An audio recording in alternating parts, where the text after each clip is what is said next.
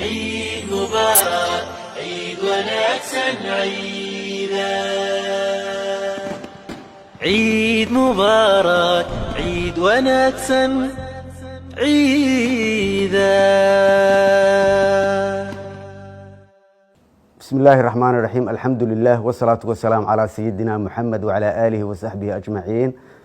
ummadaha muslimka ah gaar ahaan ummadda Soomaaliyeed waxaan rabaa halkan inaan uga hambaliyeeyo ciida soonfur. waxaan idin leeyahay ciid mubaarak, kullu caam wa antum bikhayr. waxaan rabaa una sheegayaa shacabka Soomaaliyeed in ay isgacan siiyaan, isgarab galaan, ay isku caawinaan, ay saacidaan dadka masaakiinta ah, gaar ahaan agoonta iyo barakacayaasha ah. hadduu ilaahay raali ka noqdo waa dad u baahan gacantiina, waa dad Soomaaliyeed, waa dadkii walaalaheenan, waa dad muslim ah. markastana waxaa loo baahan yahay inaad is saacidaan. irxamuu min fil ardi yarxamukum min fis samaa'i.